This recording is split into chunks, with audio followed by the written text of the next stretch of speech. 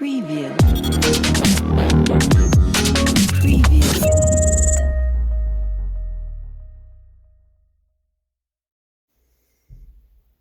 Hello everyone, happy to see you again. I'm now boasting my new Korean style haircut, which apparently makes me look younger and better.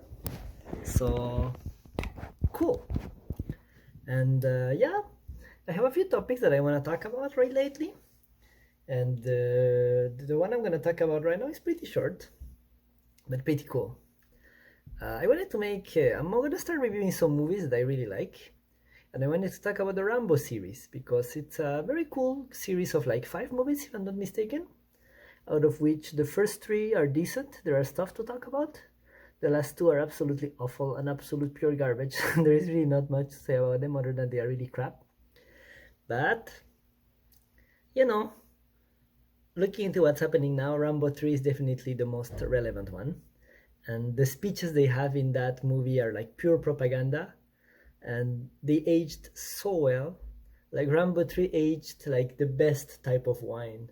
Like that movie could come out right now and it would be like perfectly suited for this era. But not getting ahead, I'm gonna do a quick summary of like Rambo 1 and Rambo 2 just because, I wanna talk about them and then I'm gonna get into Rambo 3. So in Rambo 1, it's shortly after the Vietnam War, the total failure of the American troops in the Vietnam War and their utter defeat. And Rambo comes back to the US and tries to adapt, but he was part of some sort of like special forces team. And he's the last survivor of his team. So, except for his general, with whom he has a very like dad-son relationship, they're all dead. So he's alone, he has nothing to do, he cannot keep a job in the US, nobody likes him because he looks like a veteran and they are kind of afraid of him. And he's sad. And then he's just walking and he wants to eat in a small village in the middle of nowhere in the US. And the local sheriff doesn't like him and tries to like push him away, and he doesn't want to be pushed away because he has made no crime. So he gets arrested, and then they are kind of mean with him. And he starts having like these PTSD flashbacks from the war, goes crazy, fights them off and runs into the forest and starts fighting them. And the name of the movie is Rambo First Blood. His theory being that they drew first blood, which means they attack him, they injured him first. And he doesn't, as much as possible, kill anyone. He just injures them or immobilizes them because, he's defending himself. But he's defending himself really good, like fighting alone against an entire, like, division of the, like, National Army and the whole little police force of this village. And Colonel Trotman, his daddy, comes to, like, help. And the police says that they don't need help. But he says, like, they think he came to protect Rambo, but he says that he came to protect them from Rambo. And, like, in his own words, like, them going after Rambo is pigeons going after the cat, which means that Rambo will kill them all. And, the tension builds up and more people get injured. And at the end, Rambo has tons of guns because he entered, like, a very regular gun store in the US.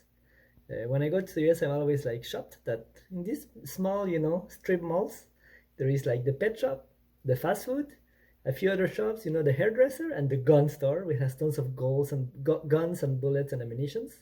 So in the US, it's perfectly normal, but in this civilized country, it's rather surprising.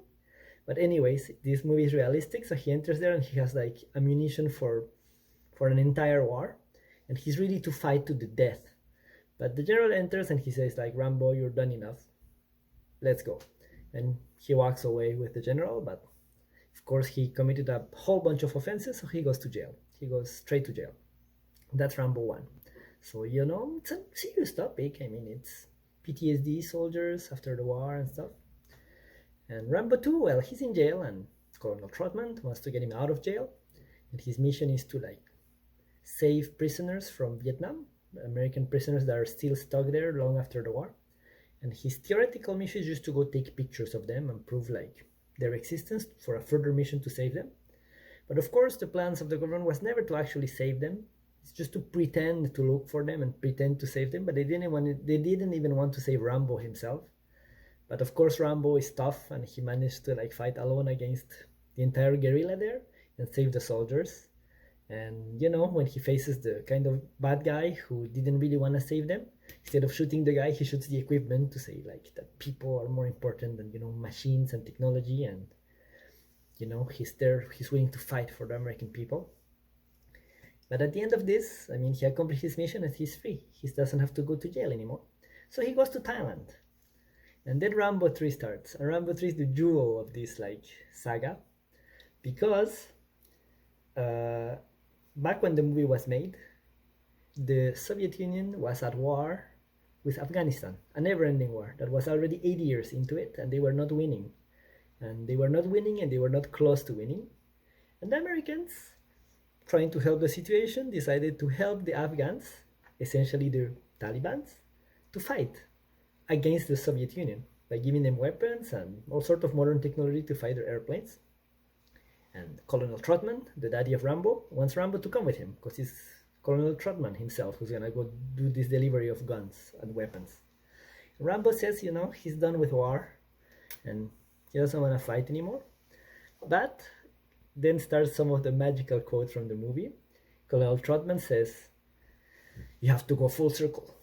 You're like," he says that an sculpture is not really created by the artist. The sculpture was always there. All the artist does is remove, the waste parts, but the sculpture was already entirely there. The idea being that Rambo was already a soldier, and they didn't make him into a soldier. They just revealed his true nature, and he should not pretend to be a monk or some sort of other thing than a real fighting machine.